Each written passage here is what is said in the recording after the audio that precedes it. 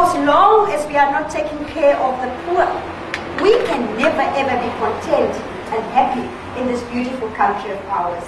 So I am appealing to civil society to work hard and be honest to eradicate poverty.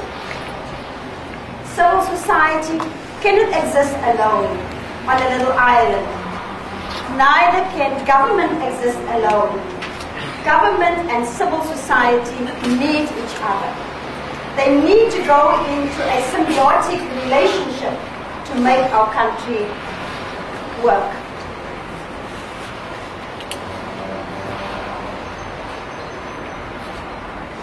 That leads me to the arms deal.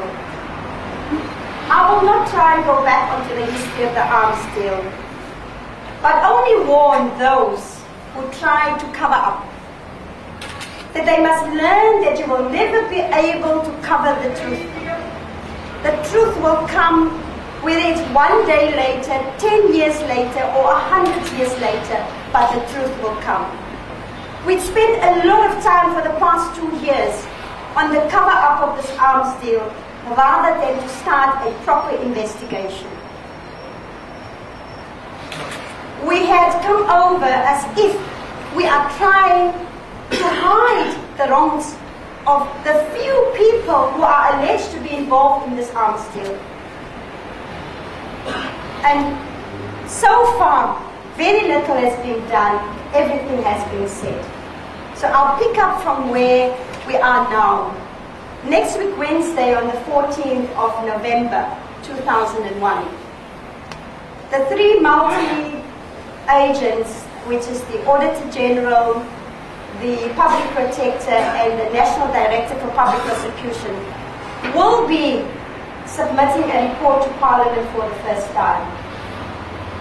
I merely, ladies and gentlemen, want to make use of this opportunity to say to you, what do I expect to be in that report that's going to come on Wednesday?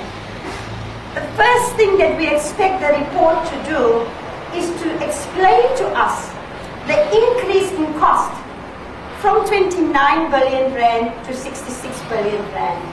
Did we not do our calculations properly? Did we not take in consideration the devaluation of the rand and all of that? We need an explanation in that report about the cost. We also need an explanation in the cost in the report to show us and inform this country how will the so-called offsets materialize. Yes, this is how the deal was sold to South Africa. We're going to spend 29 billion rand on this arms deal. And in return, we will create 110 billion rand worth of investment, plus we will create 65,000 jobs. Now that, to me, ladies and gentlemen, just sounds too good to be true.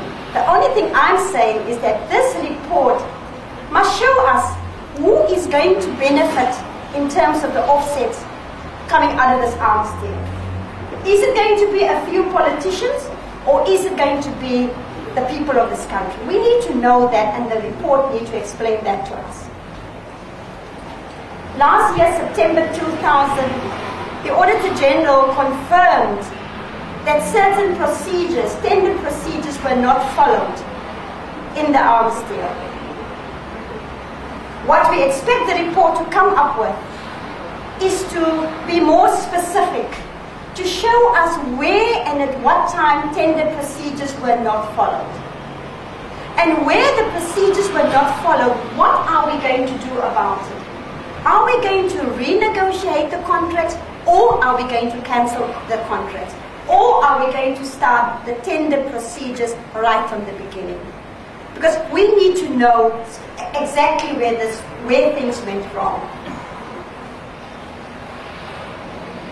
The other issue that we also expect the report to address is that the country must be told how are they going to fill the gap in this report, because there's a big gap in the report that will come. And the gap is that not one of the three agencies has got a legal mandate to investigate the civil part of the arms deal. The civil parts meaning that in terms of an Act of Parliament, Act 74 of 1996, there's only one unit that can investigate the civil part of the arms deal, and that is the Special Investigating Unit. It's not called just special because it was headed by a judge, Judge Heath.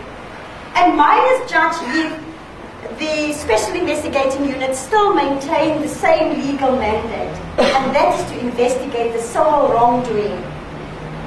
Meaning that the unit can look at the validity of the contracts, the unit can look at the validity of the procurement procedures, and the unit can, in the event that they find any irregularities, go to court and ask for a court order to set aside any contract.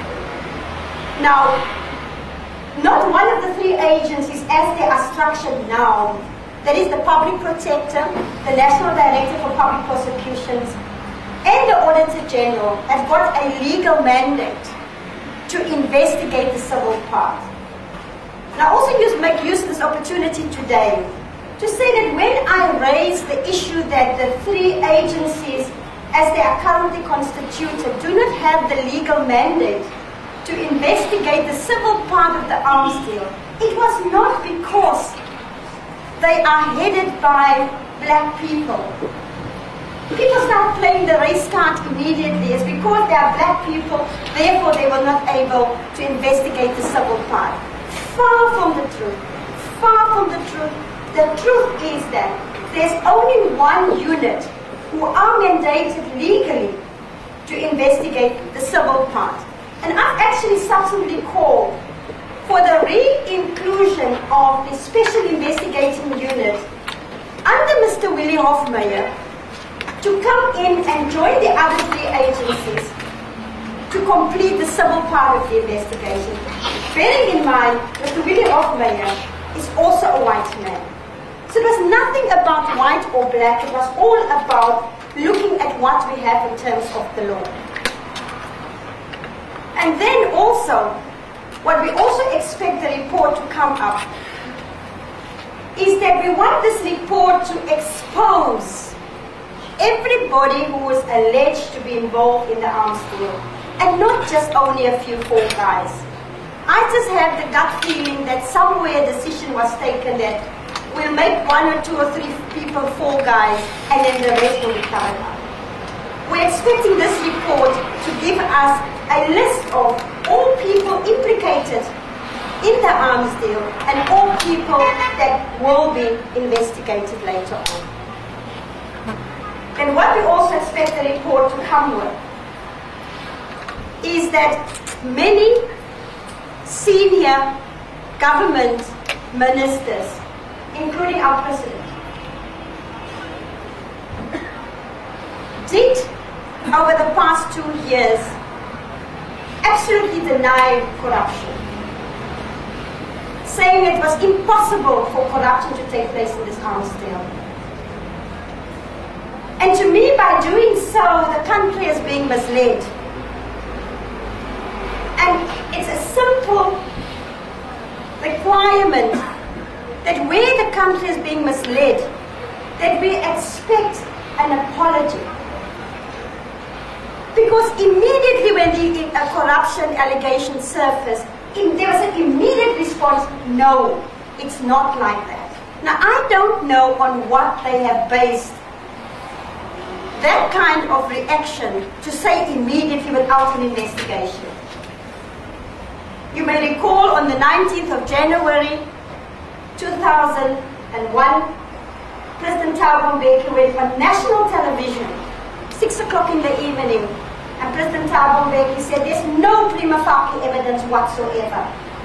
And that was borne out by the fact that two prominent advocates, Khan and Libbe, has told him so.